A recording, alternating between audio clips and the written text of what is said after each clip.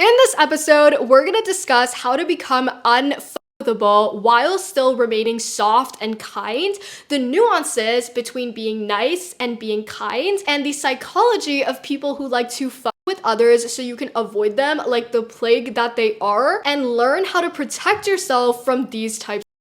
Welcome back to Becoming DISScomfortable, a Gen Z podcast dedicated to preparing you to step into your light and become the best version of yourself. I'm your host Lila, and let's get into it. Let this video be your introduction to the concept. How to become unfuckable. A tutorial. You need to understand the psychology of people who like to fuck with others. These people are usually operating from a place of insecurity, so they like to pick on someone in a vulnerable place. It's like a giant school bully picking on the smallest kid. See, this type of person's biggest fear is what they themselves do not possess: security. The idea is to become so secure within yourself that you can stand your ground in a variety of situations. This is inner work you have to do. You are only weak if you let yourself be. You are not born inferior, so start acting like it. Hold their gaze, practice the art of communicating your boundaries without uttering a word. This is getting out of the victim mindset and being honest about the situations where you've been left bewildered by people's attitude and actions towards you, and making the conscious decision to never tolerate such behavior again. The reality is,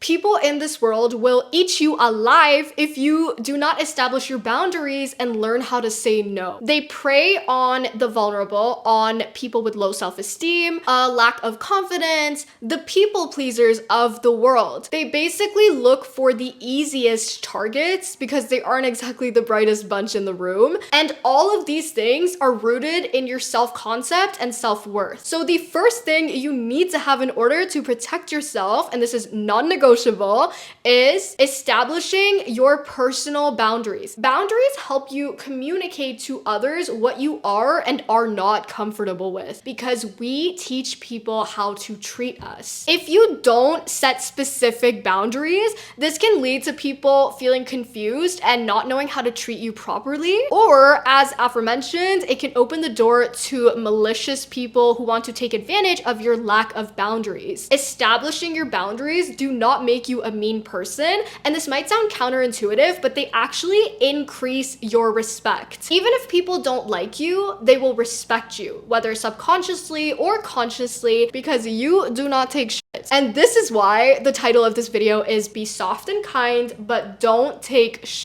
Your boundaries do not come at the expense of your character. You can be kind and exercise empathy towards others without letting anyone overstep your boundaries and make you feel uncomfortable. My examples of boundaries are: I do not, in any circumstances, tolerate dishonesty, which is a form of disrespect, as well as incompetency and a violation of my boundaries. This applies to personal relationships like friends and family, but also work, business, and your labor, especially if you're a woman. As a woman, you have to be hyper aware of when your labor is being devalued or being taken advantage of, because this is something that I have hardly heard anyone talk about. Like, we've talked about women being trophy wives or arm candy for men, especially if they meet the conventional beauty standards. But another thing, and this is influenced by socioeconomic factors, is that girls are conditioned into doing work and dealing with others' crap more than boys during childhood due to gender roles. There was a story about how both boys and girls were told to clean up after a class, I believe, and if they did, then they would get a reward at the end. And guess what happened? Only the girls cleaned up, the boys did not, but everybody got the reward in the end, which just goes to show you like how much of an expectation, like a ghost expectation, it has become for women to be doing work since a young age. This is stuff that is rooted within our culture, and if we don't actively make an effort to dismantle these subconscious beliefs, then it's just gonna keep going. It's just gonna keep going. So you have to call people out on it. I also found an article from Science in the News, a graduate student group at the Harvard Graduate School of Arts and Sciences, Whew, let me breathe after that. Researchers found that on average, men tidy up for 10 minutes a day, but cleaning consumes a third of a woman's 1 hour and 20 minutes of household chores daily. You can probably find tons of other studies and research on this, but honestly, like, we don't even need research to confirm this. Like, I'm pretty sure like almost every single woman has experienced this, whether you were born in the West or in the East, no matter where you've been born. Like, I've seen women experience this in all areas of the world,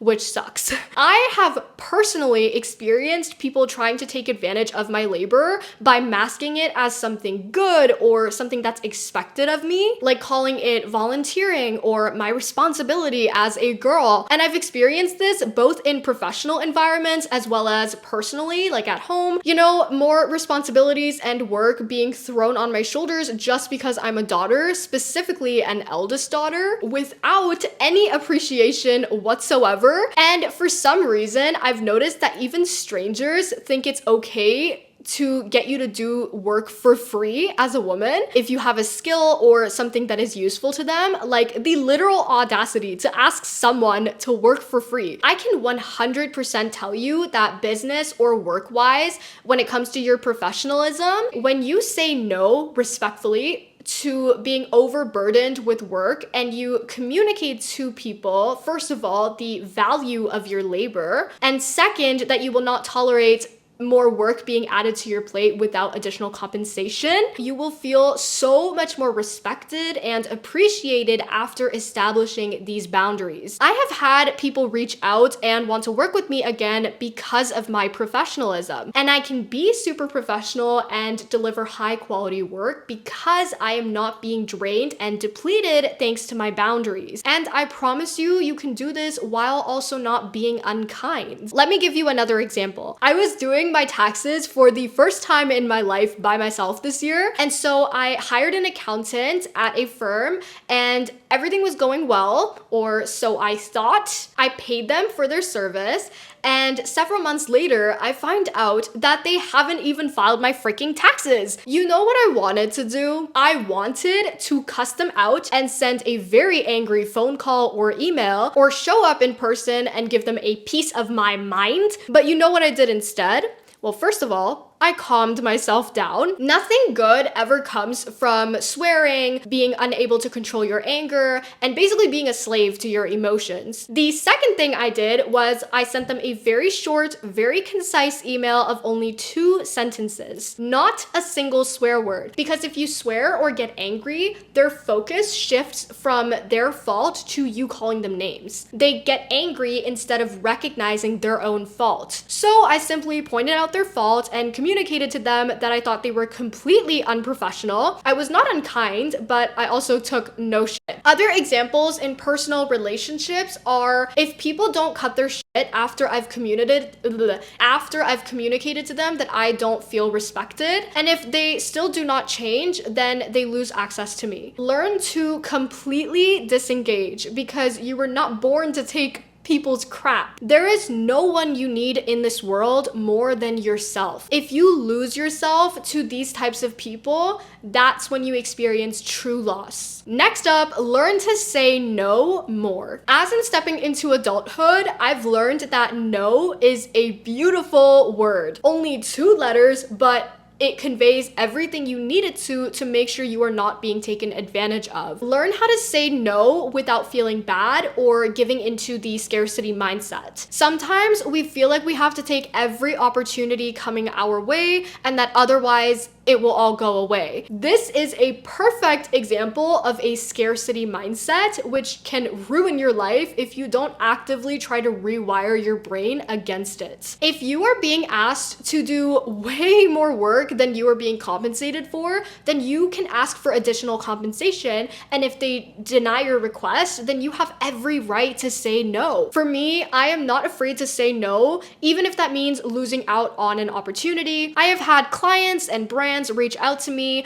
thinking they can get away with paying me literal pennies, or sending me contracts with complicated language in the hopes that I wouldn't know what certain terms mean and I would just be signing away my rights just like that. It is embarrassing at this point. Like, it has happened so many times. Always be on your guard and always be one step ahead of everyone. Do your research, even if it's hard, even if it's time consuming. Make sure you do everything you need to do to protect yourself. If you're getting a new job, make sure you fight for your benefits, your rights, your compensation, everything. Like, it's negotiable, right? Your salary is negotiable. Your benefits may be negotiable. Like, talk about these things. If you don't advocate for yourself, then no one will. If you're in a home situation where you feel like you're taking on everyone else's labor without appreciation, without compensation, you need to communicate that. And if you do and they still do not listen, then tell me, what exactly are you losing by saying no to them? You can gain your time and energy back and put that into something that you truly enjoy instead of picking up after people who don't deserve your labor. Next up, there is a difference between being nice and being kind. I see being nice as a societal obligation, meaning if you don't practice it, you're kind of socially outcasted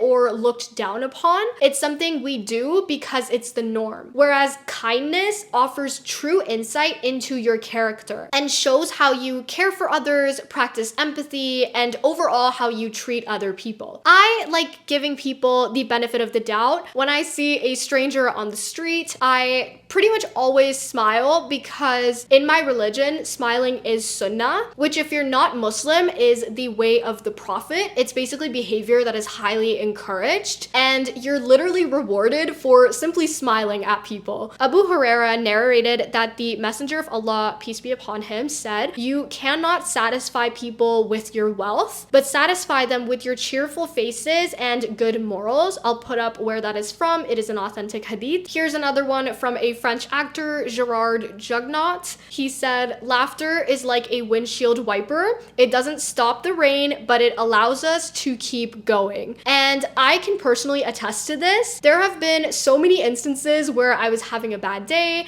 and a simple smile from a stranger made me feel so much better. And it goes both ways. We feel better when we smile at people, but also when we receive smiles and kindness from others. That being said, I also fully hold the belief that not everyone deserves kindness. If someone disrespects you or someone else in front of you and you continue to treat them with kindness, if they receive no consequences, no repercussions for their shitty behavior, why would they change? What incentive would they have to try to be a better human being? In these situations, it is so important to remember to be intentional with your kindness. And I feel like if you smile at everyone, including people with malicious intent, then you're really smiling at no one. It becomes mechanical, forced, fake, and I bet you everyone can see through it. So ensure that you remember why you're practicing kindness in the first place, why you're trying to treat people better, rather than doing it out of social obligation or because you want people to like you more. And when you show people that you are intentional with who you treat well, you come across as less of a people pleaser